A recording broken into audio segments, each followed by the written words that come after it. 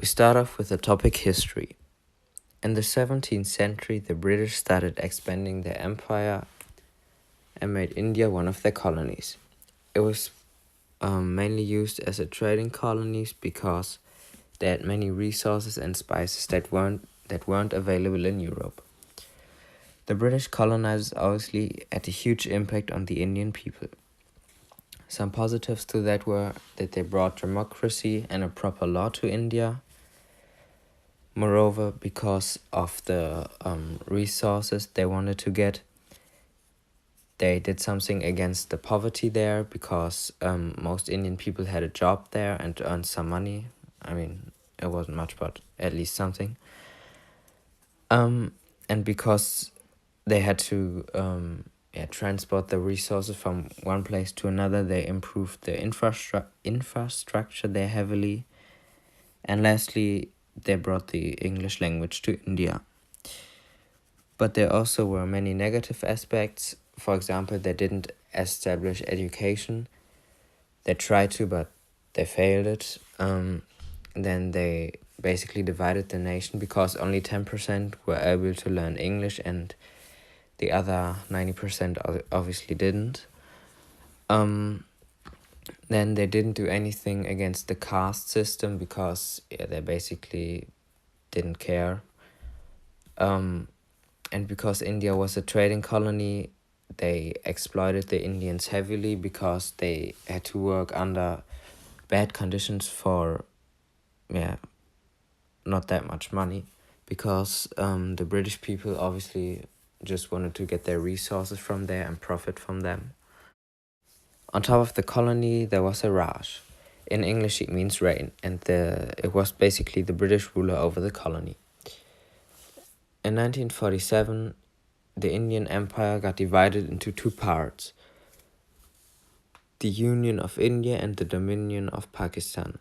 It was a consequence of the Indian Independence Act where, for example, Gandhi played a huge role in. On the map, you can see at the top left-hand corner Pakistan and in the middle India.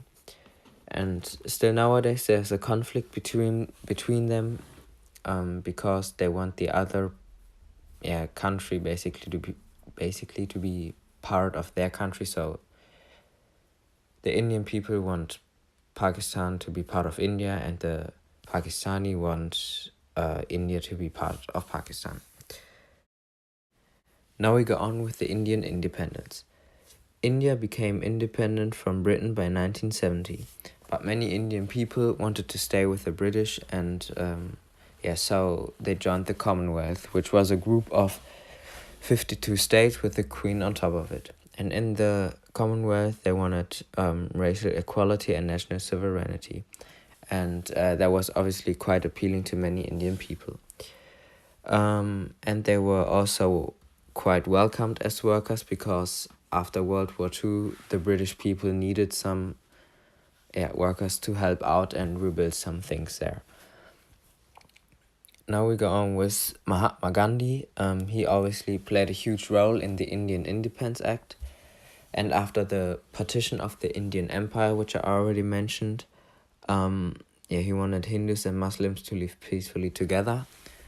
And as we all know, the special thing about him was that he wanted to reach his goals without any violence.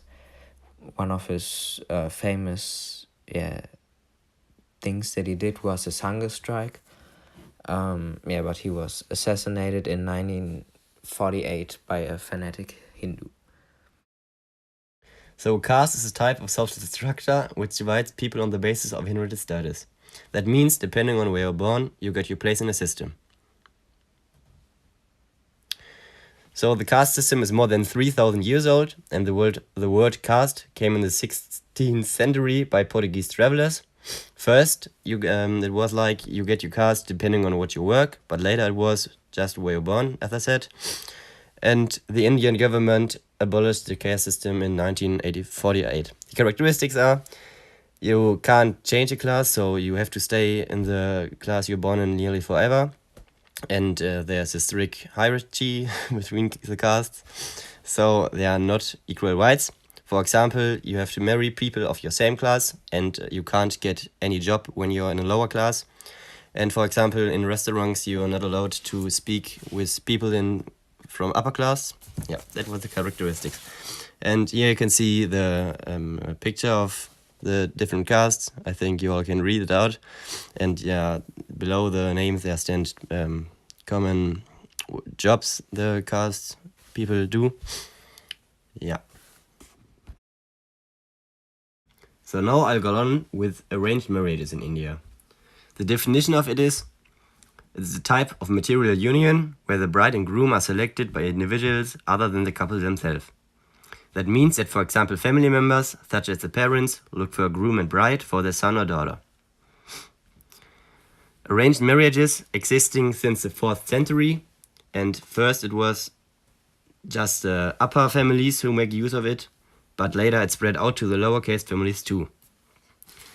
The characteristics are that you can see it as an alliance between two families, because the family have a huge impact on the marriages too. The women are allowed to marry at the age of 18, and the men are allowed to marry at the age of 21. And 95% of the marriages in India are arranged. So there are two types of arranged marriages. The first type is the Muslim arranged marriages, where the parents just look for a possible match for their children, and the groom and bride themselves can't take part on the decision. And the Hindu arranged marriages are where matchmakers look for possible matches, and the groom and bride have kind of a decision. So another big part of the arranged marriages are the dowries. That is an expensive gift that the bride's family have to give to the groom's family, and it shows the social and financial status of the bride's family. But there was a Dowry Prohibition Act in 1961, so it's not allowed to give dowries anymore, but it's still in common practice today. So there are arguments for and against arranged marriages.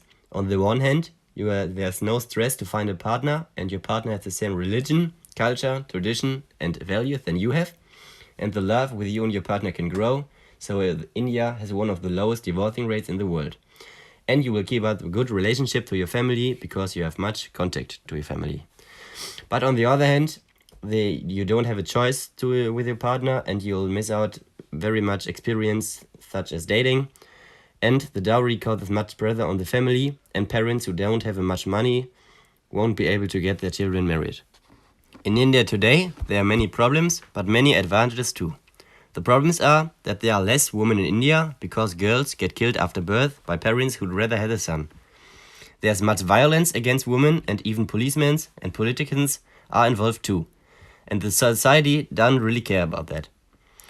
And it's harder to get a job for women, and they get paid less, and they often have to do the household. And India is the second most unequal country in the world. That means that the richest 1% of the Indians own more than 50% of wealth. And there's a huge air and water pollution because of the huge economic growth. The advantages of India are that India has the world's strongest economic growth rate with a very strong service sector. It has a big diversity too, because there are many different religions that live peaceful with each other.